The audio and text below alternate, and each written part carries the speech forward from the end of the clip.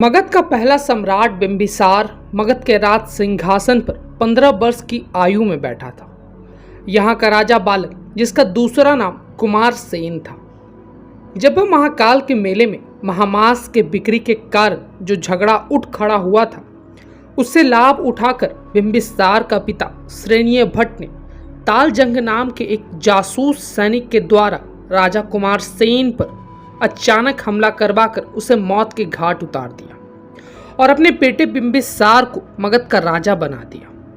बिंबिसार बहुत योग्य, शक्तिशाली तथा महत्वाकांक्षी राजा था। 1245 ईसा पूर्व मगध की गद्दी पर बैठा था। मगध के विस्तार के लिए उसने युद्ध नीति, राजनीति, रणनीति, विवाह नीति सभी का प्रयोग किया। उसने कौशल देश की राजकुमारी कौशल देवी के साथ विवाह किया। इस विवाह में उसे दहेज में नहान चुन्य मूल्य के रूप में काशी जनपद का एक प्रदेश मिला, जिसकी आमदनी 1 लाख वार्षिक थी। बिंबिसार को प्राप्त हुआ था। कौशल के साथ वैवाहिक संबंध के स्थापित हो जाने से मगध को पश्चिम में इस शक्तिशाली राज्य से कोई भय नहीं रह गया था और वह निश्चित रूप से पूर्व की तरफ साम्राज्य विस्तार के लिए प्रयत्न कर सकता था। पूर्व में अंग महाजनपद था, जो काफी शक्तिशाली था। मगध और अंग के बीच में चंपा नदी बहती थी, जो इन दोनों महाजनपदों को एक दूसरे से अलग करती थी। अंग की राजधानी का नाम भी चंपा था। उस समय चंपानगर को भारत के 6 सबसे बड़े नगरों में गिना जाता था। चंपा पूर्वी व्यापार का बहुत बड़ा केंद्र था। चंपा नदी और गंगा के जल मार्गों द्वारा बहुत से व्यापारी यहाँ से स्वर्ण भूमि आया जाया करते थे। बिंबिसार इसके महत्व को जानता था। उसे ये भी पता था कि कभी उससे पहले के शासक ने अंग महाजनपद को अपने अधीन रख चुका था। बिंबिसार अपनी सुदृढ़ सेना के साथ अंग महाजनपद पर आक्रमण किया। मगध की सेना और अंग की सेना में भयंकर युद्ध हुआ।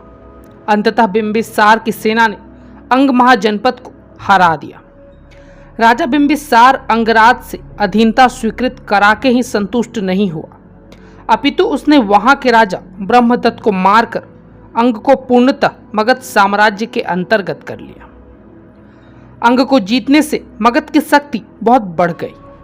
मगध की पुरानी राजधानी गृहब्रज थी, पर यह नगर गंगा के उत्तर में विद्यमान बज्जी संघ के आक्रमणों से सुरक्षित नहीं था। इस पर निरंतर बज्जियों के आक्रमण होते रहते थे।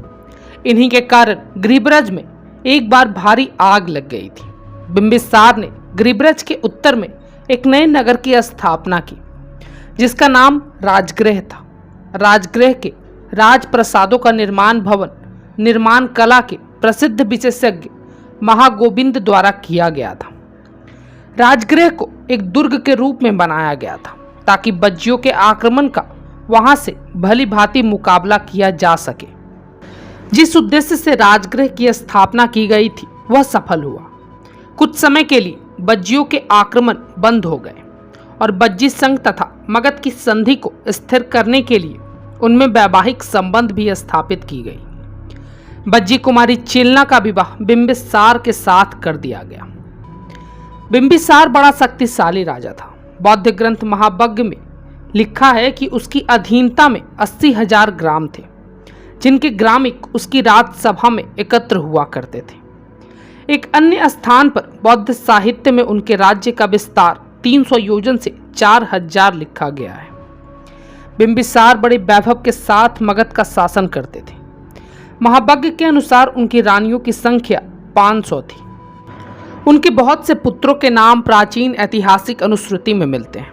अजातशत्रु, दर्शक, अभय, शीलबंत और विमल इनमें प्रमुख है। महात्मा बुद्ध राजा बिंबिसार के समकालीन थे। अपने धर्म चक्र का परिवर्तन करते हुए महात्मा बुद्ध कई बार मगध आए और बिंबिसार से उनकी भेंट हुई। बिंबिसार के हृदय में बुद्ध के लिए बहुत आदर था। प्रसिद्ध चिकित्सक जीवक भी राजा बिंबिसार के समय में ही हुआ। यह सालवती नाम की वैश्या का पुत्र था और पैदा होते ही उसकी माता ने उसका परित्याग कर दिया। कुमार अभय ने उसे अपना लिया और पाल पोस कर बड़ा किया। जीवक को अत्यंत उच्च शिक्षा दी गई और उसे पढ़ने के लिए तक्षशिला भेज दिया गया। तक्षशिला में जीवक ने आयुर्वेद शास्त्र की कौमार भृत्य शाखा में विशेष निपुणता प्राप्त की। विद्या अध्ययन समाप्त कर जीवक मगध वापस लौटा और आगे चलकर बहुत प्रसिद्ध वैद्य बना। जीवक के चिकित्सा संबंधी चमत्कारों का उल्लेख बौद्ध साहित्य में किया गया है। राजा बिंबिसार ने जीवक को अपने राज दरबार में स्थान दिया। एक बार अवंती के राजा को पांडु रोग यानी जॉन्डिस हुआ था, तो बिंबिसार ने बौद्ध जीवक को भेजकर उसकी चिकित्सा करवाई थी।